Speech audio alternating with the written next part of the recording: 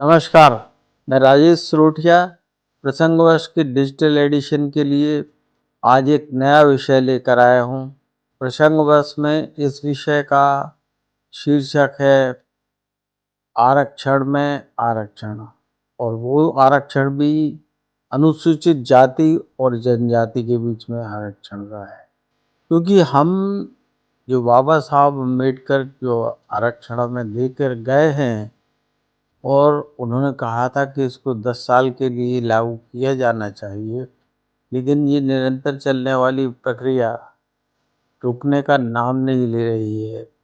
और हालत ये हो गई है कि जो अनुसूचित जाति और जनजाति वर्ग में जिन्होंने एक बार नौकरी पा ली, वो समय दर समय और वक्त दर वक्त वही नौकरी पाते जा रहे हैं।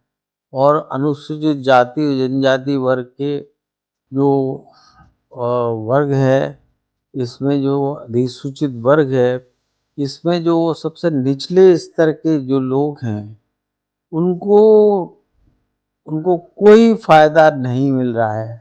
और ऐसे वर्ग की संख्या छोटी मोटी नहीं है, कम से कम 70% के ऊपर आप कह सकते हैं।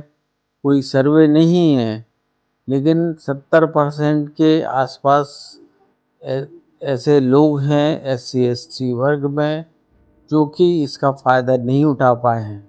यानी कि कल्लू मोची का बेटा जो है, वो वो मोची का काम ही कर रहा है। जो ST में जो व्यक्ति आदिवासी या खेतीहर वर्ग में काम कर रहा है, वो वहीं पर काम में लगा हुआ है।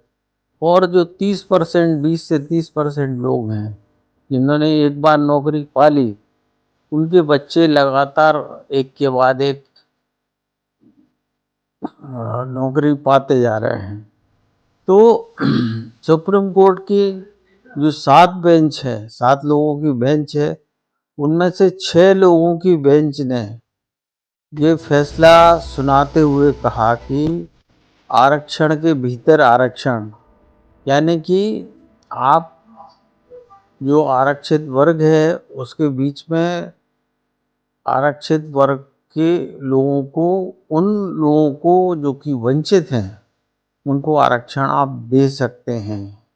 और इसके लिए जो पिछड़े वर्ग के लिए जिस तरह से क्रीमी लेयर की जो सीमा निर्धारित की गई है, वह नहीं होना चाहिए।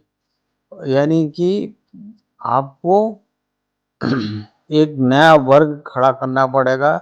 और एक बार एक एक स्टेप पर जो कि नौकरी पा चुका है, सरकारी नौकरी, और जिसके परिवार में और संपन्नता आ चुकी है और जो आरक्षण का फ़ायदा उठा चुका है, वह जो है दूसरों के लिए, दूसरे वर्गों के लिए, अनुसूचित जाति और जनजाति के दूसरे वर्ग के लिए नौकरी छोड़े।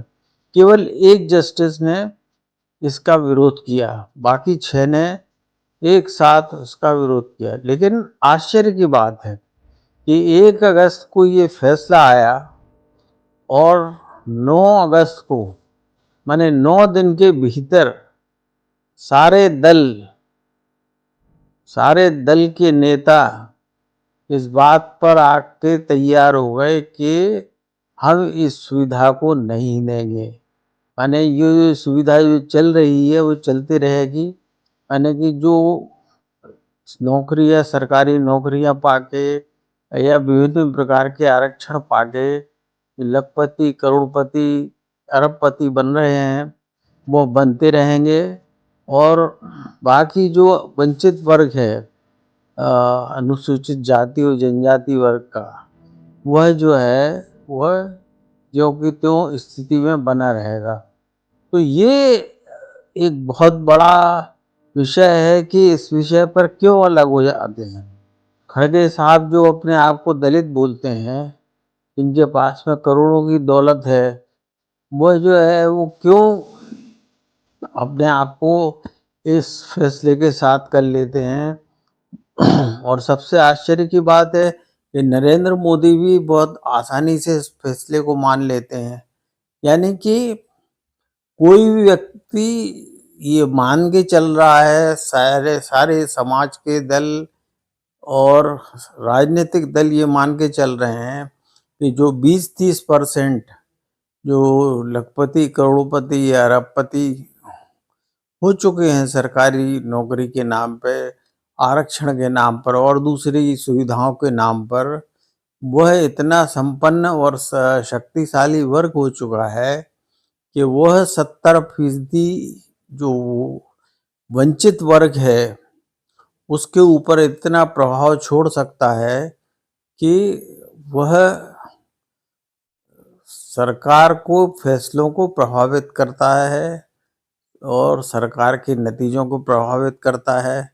और बाकी जो 70% वर्ग है जो कि दबा कुचला है, वह आज भी वो स्थिति में है कि वह कुछ भी करने की स्थिति में नहीं है। और जो 30% का वर्ग है वही जो है इन 70% वंचित वर्गों के भाग्य का फैसला करते रहेंगे। ये स्थिति बहुत खराब है और वाकई में जो बाबा साहब अम्बेडकर ने जो व्यवस्था की थी कि हर व्यक्ति को एक जो कि वंचित है आरक्षण का जिसको दरकार है, वह धीरे धीरे करके उसको पर वो हो जाए। मुसलमानों के लिए तो कांग्रेस ने राजेंद्र सच्चर कमीशन बना दिया था, लेकिन आज तक किसी भी सरकार ने यह बना के यह व्यवस्था करने की कोशिश नहीं की कि कितने प्रतिशत वर्ग ऐसे हैं अनुसूचित जाति और जनजाति में जो कि सरकारी सुविधा या विभिन्न प्रकार के आरक्षण की सुविधाओं का लाभ नहीं ले सके हैं। और यह व्यवस्था जो है यह बहुत ही चिंताजनक है। सरकार को निश्चित रूप से एक आयोग बिठाना चाहिए और इस बात का चिंतन करना चाहिए कि कितने कल्लू मोची जो है वह इन सरकारी व्यवस्थाओं से, सरकारी आरक्षण की व्यवस्थाओं से वंचित रहे हैं और बाकी जो है कितनों ने इसका फ़ायदा उठाया है पीढ़ी दर पीढ़ी। मैं मध्य प्रदेश के एक IAS IPS वर्ग के परिवार को जानता हूँ जिसके परिवार के 19 लोग सरकारी नौकरी में IAS या IPS की नौकरी में जॉब कर रहे हैं। तो ये स्थिति कितनी गंभीर है आप खुद अंदाजा लगा सकते हैं कि इसमें जो है जो एक पीढ़ी चल पड़ी है।